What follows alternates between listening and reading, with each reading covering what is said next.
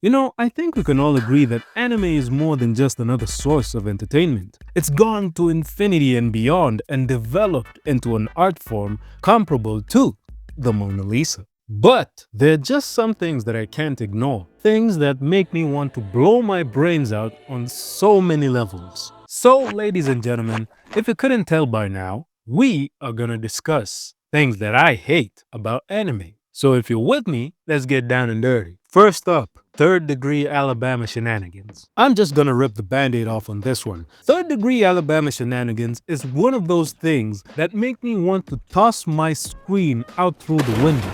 I don't know whoever thought it was a good idea to ever introduce this nonsense to anime, but this ain't it, chief. For example, there's this anime called Domestic Girlfriend, and let me just say this. That is an extremely misleading title. Because honestly, I thought this was going to be an anime about a girlfriend who just wants to stay home. Nothing too crazy, right?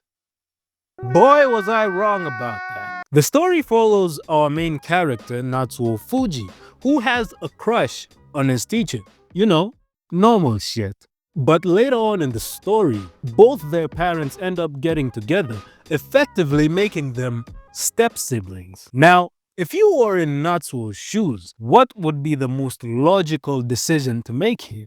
That's right, falling madly in love with your stepsister. And I forgot to mention that the teacher also had a younger sister who also develops feelings for Natsuo, forming this weird unholy love triangle. Yeah, we ain't beating the allegations anytime soon. Anyway, what pisses me off the most is that this nigga acts like there aren't any other girls in the world. Like, stop it. Get some help, brother. This isn't normal behavior. The only saving grace of this anime is that it has a fire intro. Other than that, the anime, it's still garbage. Up next, making older women look like children. I don't know what you call this trope, but it sucks so bad.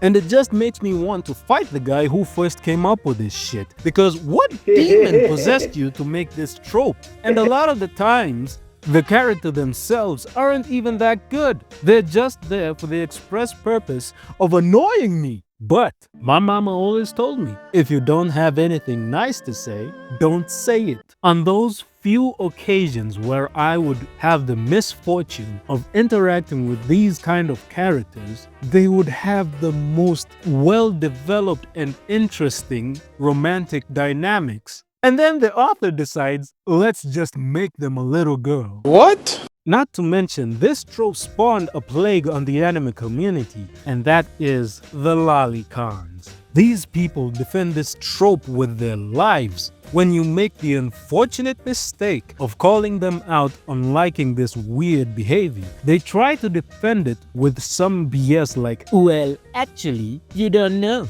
She's a 100-year-old reincarnated vampire, so they don't age like humans do. My brother in Christ, I love you, but why do you feel the need to defend this type of behavior? There is absolutely no reason for you to depict a child in this type of light, no matter how good your reasoning is for the plot. All I'ma say, if you choose to defend this trope, I don't trust you. You probably don't wipe your ass. Up next, 2D women are greater than 3D women. I'll be the first to admit it. If you're a part of the anime community or watch anime in general, it's almost like a canon event for someone to ask you this one question. Who's your favorite waifu? And if you pick Esdeath as your favorite waifu, I know what kind of man you are. And you're probably thinking that this guy doesn't get any female attention. Well, you wouldn't be wrong. But there are just some people who like spoiling the fun for the rest of us. At first, I thought it was all fun and games until I saw that a 42-year-old man in Japan held an official wedding ceremony for him and his waifu. And I'm like, are you for real, dog? A fictional character? And every time I hear this statement, I just have flashbacks to when one of the girls I was talking to just dried up like the Sahara Desert when she found out I watch anime just because she had a bad experience with another nigga who was an anime fan. I can't stand it! Get your shit together.